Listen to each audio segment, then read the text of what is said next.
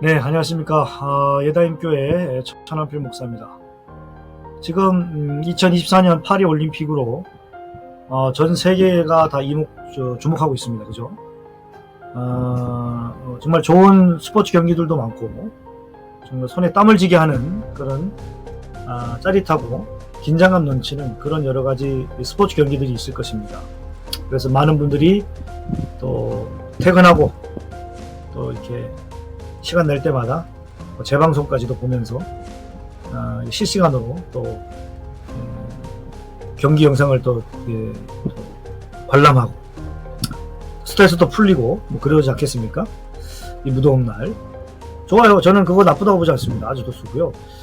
저도 뭐 틈 나름대로 스포츠 경기를 또 보려고 하고 있는데, 제가 이번에 보려고 했던 스포츠가 하나 있었는데 못 본 게 있습니다.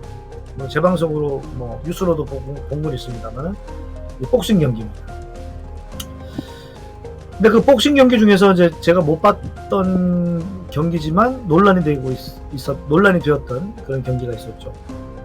이게 이제 뭐냐면 여성 복서 이만해 칼리프의 이 성별 논란입니다. 이탈리아 선수도 사실 만만치 않은 그런 실력자라고 알려진 것 같은데 46초 만에 기권을 했죠.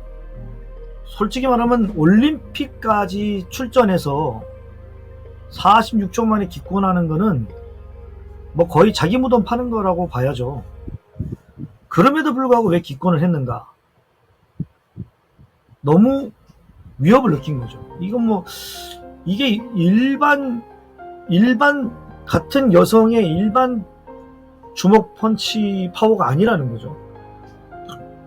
이제 그래서 그 부분 때문에 결국에는 어쨌든 이제 뭐 억울했던 뭐 슬프든 아쉽든 본인이 기권을 해서 어쨌든 이제 이만해 칼리프가 기권승을 얻어냈습니다. 근데 이제 문제가 뭐냐 하면 이만해 칼리프가 진짜 여성이 맞느냐 아니냐 이런 얘기가 있어요. 또는 뭐 어떤 분들은 간성이다, 간성일 수도 있다. 그런데 우리가 기도 일단 기본적으로 불신자, 예수 믿지 않는 분들은 뭐 여러 가지 추측을 할 수 있는데요. 일단 여러분 지금 이 영상을 보는 분들이 예수님 믿는 사람이라면 간성이라는 게 존재할까요? 예? 물론 생물학적으로 뭐 물고기가 그런 경우는 있다 뭐 그렇게 말을 하지만, 여러분 우리는 물고기가 아닙니다. 사람은 물고기가 아닙니다. 사람과 물고기는 다릅니다. 하나님의 형상대로 창조된 존재가 오직 사람밖에 없습니다. 사람은 창세기에서 말하기를 1장에서 뭐라 그럽니까? 남자와 여자로 창조되었습니다. 남성이기도 했다가 여성이기도 했다가 이럴 수 있는 존재를 창조한 게 아니고 남성과 여성으로만 창조했습니다. 이건 에덴 동산 범죄 이후 주님 오실 그날까지 변함이 없습니다. 이거는요. 그러니까 뭐 남성의 몸이지만 사실은 여성 염색체를 가지고 있다. 이럴 수가 없습니다. 여성 염색체면 여성인 거고요. 남성 염색체를 갖고 있으면 남성인 거지. 남성 염색체를 가지고 있는데 여성의 몸으로 바뀌어 있거나 여성의 성미를 갖고 있다. 말이 안 되죠. 여성의 염색체를 갖고 있는데 남성의 성기가 있다. 말이 안 됩니다. 물론 외형적으로 남성들 중에도 조금 더 여성적인 성격을 갖고 있거나 좀 더 여성적인 신체를 갖고 있는 사람들이 있을 수 있습니다. 여성들 중에도 좀 더 남성적인 성격이 강한 사람이 있고 좀 더 남성적인 외모를 갖고 있는 사람도 있습니다. 그러나 염색체가 바뀌냐 이 말이에요.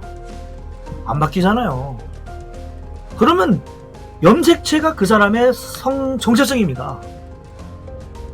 그런데 이제 이 부분에 있어서 우리가 좀 고민을 해봐야 되는 거예요. 이만의 칼리프가 여성이냐 남성이냐 성염색체를 보면 알잖아요. 이만의 칼리프가 성염색체 조사를 했는데 그 성염색체가 XY라면 그 사람은 여성인 거고요. 그 사람의 성염색체가 이제 XY면은 남성인 거고요. XX면 여성인 거죠. XY 염색체를 갖고 있으면 이 사람은 남성인 겁니다. XX 염색체를 갖고 있으면 이 사람은 여성인 겁니다. 간성이라는 것 자체를 성경적으로는 받아들일 수가 없단 말입니다. 물론 우리 인간들 속에서도 기형적인 사람이 존재하기도 합니다. 돌연변이 같은 거죠. 5손가락이어야 되는데 6손가락인 경우가 있을 수 있습니다. 그건 기형입니다.